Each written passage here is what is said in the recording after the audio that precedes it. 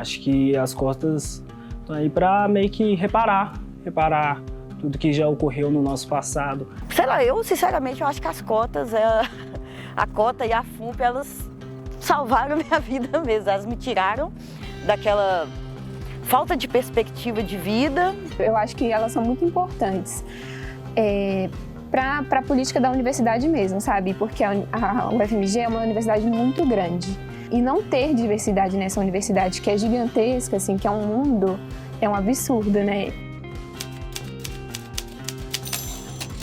Oferecimento Sebrae Minas, impulsionando o empreendedorismo para salvar vidas. E eu corri atrás dos estudos para ele, porque eu falei, eu não estudei, mas você vai estudar. Eu não tive oportunidade, mas você vai ter oportunidade de chegar ali. E graças a Deus, com fé no São Judas, eu consegui. Fiz o SISU, passei em primeiro lugar com as cotas, só que eu decidi não entrar na faculdade, por causa que eu estava trabalhando no momento, estava fazendo Jovem Aprendiz no Senai, trabalhei na Copasa. Aí no final do ano teve o ProUni, realizei o ProUni, passei em primeiro lugar também com sistemas de cotas e agora estou na UNA, cursando Sistemas da Informação, no terceiro período. É orgulho demais para uma mãe. Trabalhando de manicure, correndo atrás e consegui ir na faculdade.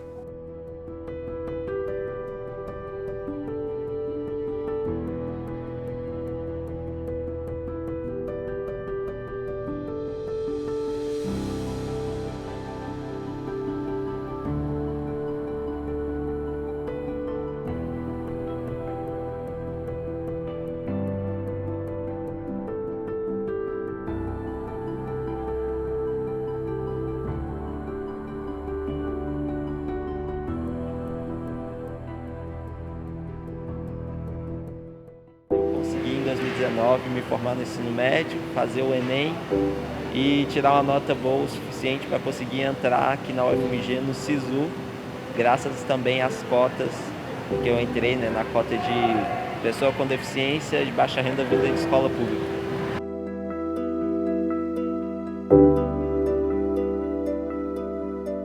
Em 2017, o movimento organizado das pessoas com deficiência conquistou no Congresso Nacional a inclusão das pessoas com deficiência na lei de cotas para universidades públicas. E o primeiro ano em que essas cotas passaram a valer de fato foi em 2018. Muitas pessoas com deficiência passaram a entrar na universidade a partir desse momento. E essas pessoas com deficiência encontraram justamente esse cenário que eu acabei de descrever aqui. É um cenário ainda com muitas dificuldades. Então, essas pessoas que entraram em 2018, elas sentiram a necessidade de criar um grupo de apoio, um coletivo, onde elas pudessem trocar experiências, compartilhar suas vivências e se organizar para lutar por uma inclusão cada vez mais abrangente dentro da UFMG. E foi assim que nasceu o MUD, o Movimento Universitário de Inclusão.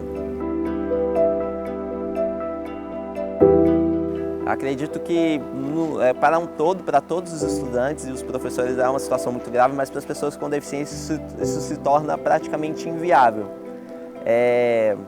A Secretaria Estadual de Educação ela oferece profissionais de apoio para os estudantes com deficiência que precisarem, mas apenas isso é insuficiente. As pessoas com deficiência precisam de bem mais do que isso para conseguir estudar.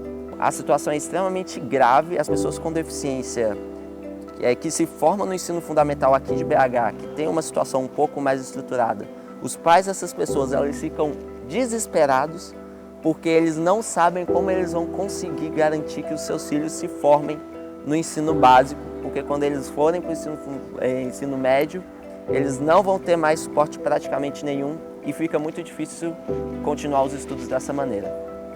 Essa é a situação. Então, se nem mesmo a política de educação inclusiva no ensino médio existe, o que dirá a informação sobre as cotas para as pessoas com deficiência no ensino superior? Isso é uma situação muito grave e que eu pretendo nos próximos anos trabalhar de maneira muito forte porque eu não quero que as pessoas com deficiência que estão agora cursando o ensino médio ou fundamental, elas só passem pelo mesmo tipo de perrengue que eu passei para conseguir chegar aqui. E eu quero que cada vez mais pessoas com deficiência consigam chegar ao ensino superior. Então, isso precisa mudar urgentemente.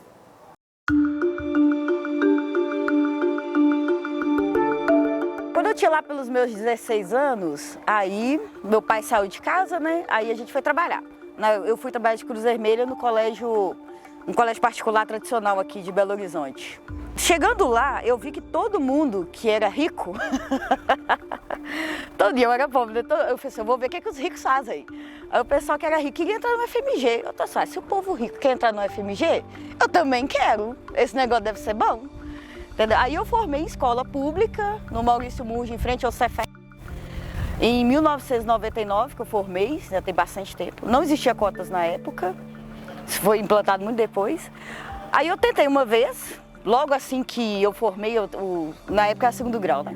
Assim que eu formei, eu tentei, pedi isenção, inclusive, aí eu até consegui isenção, mas foi uma derrota. Foi um horror aquilo ali. Não consegui passar, não deu mesmo. Aí eu desisti, porque foi tão ruim que eu desisti. Aí depois, quando implementou o sistema de cotas, eu tentei mais uma vez. Aí em 2014 eu tentei de novo, só que aí já tinha muitos anos que eu não tinha saído da escola, tinha uns 15 anos. Então eu não sabia mais nada. Redação, então, era uma coisa horrorosa, uma coisa horrível. Aí, obviamente, ocorreu óbvio, né? Tipo, não passei novamente, ainda tirei um belo de um 0 na redação, porque eu fugi do tema. Em 2016, eu tentei novamente, mas aí eu fiz um cursinho preparatório só para eu ver como... Poder eu relembrar mesmo as coisas, e o cursinho, ele te direciona, né? Aí eu tirei 900 e tô aqui. Eu comecei a trabalhar com 15 anos na Cruz Vermelha Brasileira. E aí, depois de começar a trabalhar lá, eu trabalhava durante 8 horas por dia e ia para aula à noite. Aí eu conheci a UFMG através desse trabalho, né? Eu fui encaminhada pela Cruz Vermelha para trabalhar na Escola de Educação Física aqui da UFMG. E aí eu conheci a minha chefe, o nome dela é Evanda, ela é aposentada hoje, né? E ela me apresentou a UFMG. Eu não sabia que era uma universidade pública e que eu podia entrar e estudar aqui, e aí eu aprendi isso com ela. E aí depois de conhecer melhor a universidade, eu descobri que eu queria estudar aqui. Eu não sabia de nada, assim, mesmo no ensino médio, eu já estava no 2º ano do ensino médio, eu nunca tinha ouvido falar de universidade pública. Ela que me falou que era pública e que eu poderia estudar aqui, né? Eu lembro que foi muito legal, porque eu falei, nossa, todo mundo pode estudar aqui então, da minha família?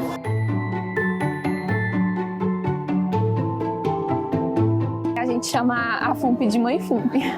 Se não tivesse a fundação, né, que é uma fundação de apoio aos estudantes, né, que foi criada para apoiar os estudantes, eu acho que teria sido muito mais difícil, assim, porque, assim, minha família me ajudou muito, né, hoje eu não preciso pagar conta de luz, eu não preciso pagar conta de água, nem aluguel, mas se não fosse a FUNP eu não teria conseguido me manter, porque o custo de estudar, né, o transporte, xerox, comprar livros, tudo é muito caro. Então, se não fosse a FUNP, não daria certo.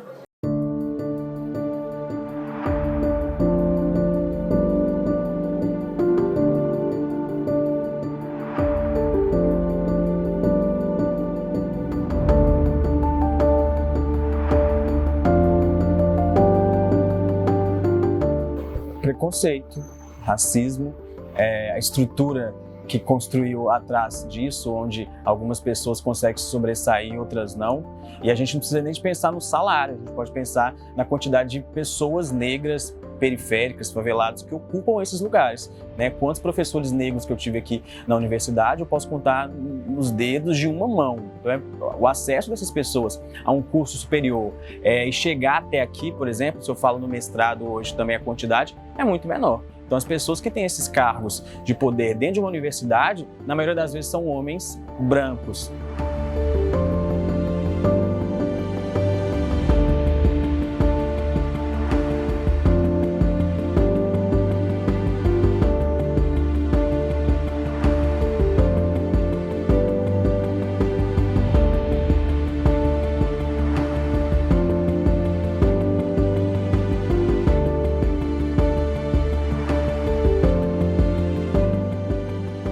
tem oferta de vaga, não o tanto que a gente gostaria, mas a gente tem oferta e muitas vezes as pessoas não sabem nem que essas vagas estão ali para elas, né?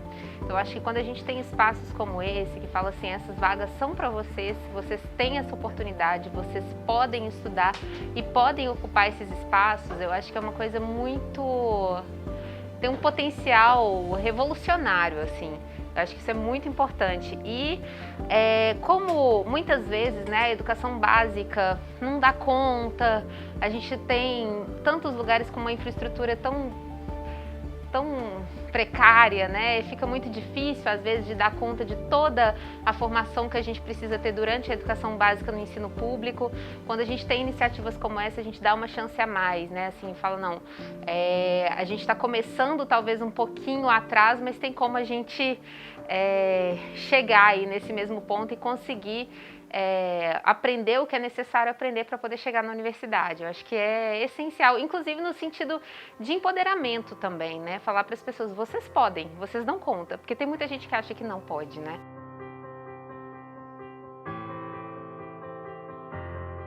Depois de 34 anos, ano passado, eu prestei Enem pela primeira vez. Depois de 34 anos sem estudar. Quero fazer letras. Eu tenho, né, 2 filhas. E eu sempre, assim, sempre fui muito a favor de estudar, né? Tanto é que as minhas 2 filhas hoje fazem também faculdade. Tem uma na UFMG. E eu pensei, né? Por que não? Porque eu sempre assim gostei muito de escrever. Aí, inclusive, até escrevo sobre a minha vivência, né?